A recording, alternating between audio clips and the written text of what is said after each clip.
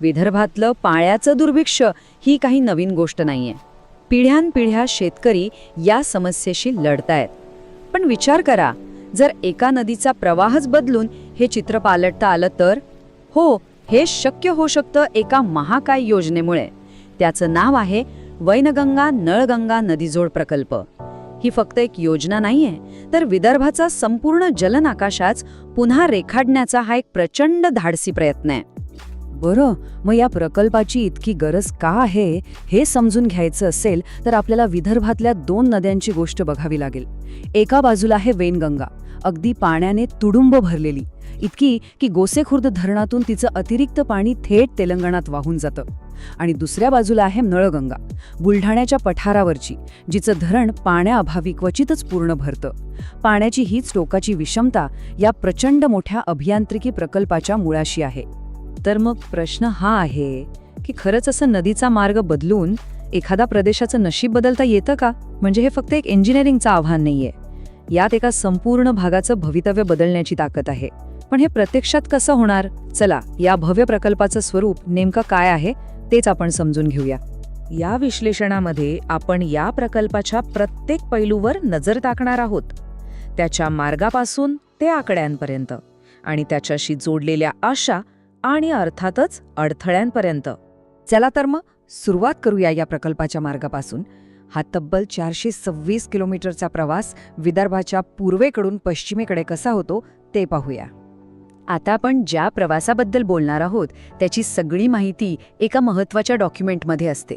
त्याला म्हणतात DPR, म्हणजेच सविस्तर प्रकल्प अहवाल. सोप्या भाषेत सांगायचं तर हा त्या प्रोजेक्टचा ऑफिशियल ब्लूप्रिंट असतो.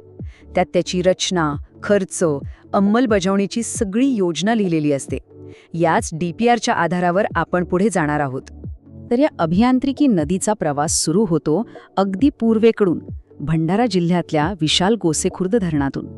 इथून वैनगंगेचं पाणी उचललं जाईल आणि ते आणलं जाईल नागपूर जिल्ह्यात, जिथे कुही, उमरेड आणि हिंगणा या तालुक्यांमध्ये अक्षरशः नवीन जलाशयांची साखळीच तयार करण्याचं नियोजन आहे.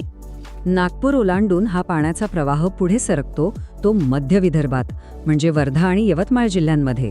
ह्या भागांमधल्या दुष्काळी पट्ट्यांना पाणी देण्यासाठी अनेक ठिकाणी नवीन जलाशय प्रस्तावित आहेत. जणू काही या प्रदेशाच्या कोरड्या पडलेल्या नसांमध्ये नव्याने पाणी पोचवण्याचं काम हा मार्ग करेल. आणि मग येतो अंतिम टप्पा. अमरावती आणि अकोला जिल्ह्यांना स्पर्श करत हा प्रवास थेट पश्चिमेकडे बुलढाणा जिल्ह्यात संपतो.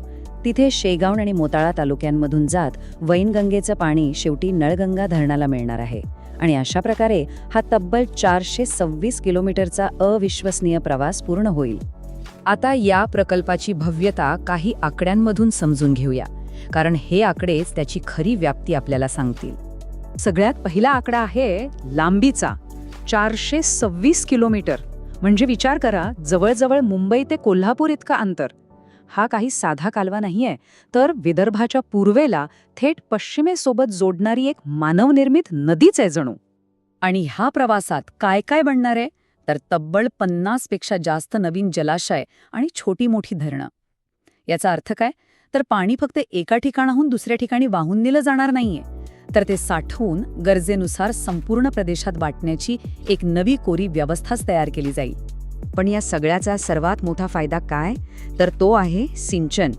तब्बल 5 लाख हेक्टरहून अधिक जमीन पाण्याखाली आणण्याचं उद्दिष्ट आहे. विचार करा, विदर्भात जिथे आजही बहुतांश शेती फक्त पावसाच्या पाण्यावर अवलंबून आहे, तिथे हा आकडा म्हणजे एका क्रांतीपेक्षा कमी नाही. आता येतो सर्वात महत्त्वाचा प्रश्न, खर्चाचा. शासनाचा सुरुवातीचा अंदाज आहे 95,000 कोटी रुपये. ही रक्कम किती प्रचंड आहे याचा अंदाज घेण्यासाठी सांगते की हे भारताच्या वार्षिक कृषी बजेटच्या जवळपास निम्मे आहे. यावरून या प्रकल्पाच्या आर्थिक भव्यतेची कल्पना येते. पण आपल्याला माहिती आहे, अशा मोठ्या प्रकल्पांचा इतिहास बघता खर्च वाढणं हे जवळजवळ ठरलेलंच असतं. आणि तज्ज्ञांच्या मते हा प्रकल्प पूर्ण होईपर्यंत हा आकडा 1.25 लाख कोटी रुपयांचा टप्पाही सहज ओलांडू शकतो, ज्यामुळे त्याच्या आर्थिक व्यवहार्यतेवर एक मोठं प्रश्नचिन्ह निर्माण होतं. हा प्रकल्प माजी मुख्यमंत्री देवेंद्र फडणवीस यांचा एक ड्रीम प्रोजेक्ट मानला जातो. जसा समृद्धी महामार्ग, तसाच हा प्रकल्प सुद्धा त्यांच्या कार्यकाळात वेगाने पुढे नेण्याचा प्रयत्न झाला होता. आता प्रत्येक मोठ्या प्रकल्पाप्रमाणेच याच्याशीही खूप मोठ्या आशा जोडलेल्या आहेत, पण काही मोठे अडथळेही आहेत. चला आता याच्या राजकीय आणि सामाजिक पैलूंवर एक नजर टाकूया. पण कागदावरचा हा भव्य नकाशा जेव्हा प्रत्यक्षात यायला लागतो तेव्हा अनेक वाद निर्माण होतात. आणि यातला सर्वात मोठा वाद आहे तो वाशिम जिल्ह्याला वगळण्याचा. विचार करा, अधिकृत प्रकल्प आराखड्यातून एक संपूर्ण जिल्हाच वगळला गेलाय, ज्यामुळे एक मोठा राजकीय आणि सामाजिक वाद पेटला आहे. वाशिमचा समावेश व्हावा यासाठी विधानसभेपासून ते थेट लोकसभेपर्यंत आवाज उठवला जातोय. स्थानिक लोकप्रतिनिधींनी तर हा मुद्दा लावून धरला आहे. पण इतक्या राजकीय दबावानंतरही अधिकृत आराखड्यात अजून तरी काही बदल झालेला नाही.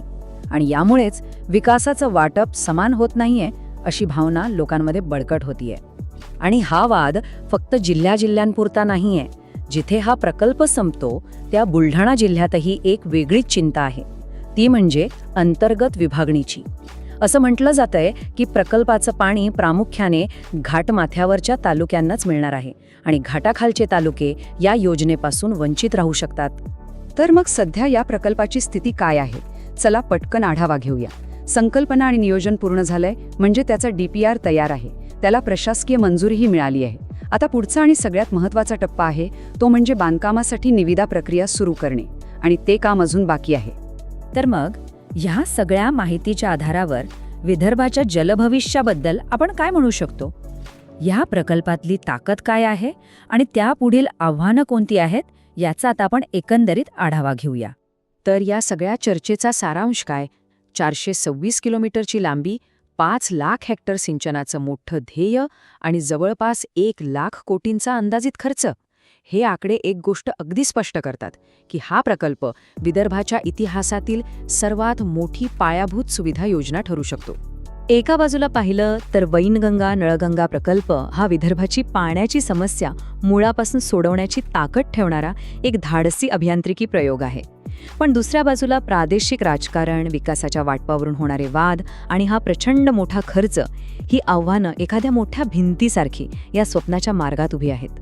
आणि म्हणूनच अंतिम प्रश्न हाच उरतो की वैनगंगा नळगंगा प्रकल्प हा विदर्भाच्या उज्ज्वल भविष्याचा पाया ठरेल की एक प्रचंड महागडा आणि अनिश्चित असा जुगार?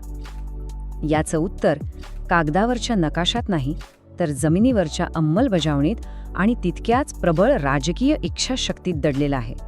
आणि त्यावरच संपूर्ण विदर्भाचं जलभविष्य अवलंबून आहे.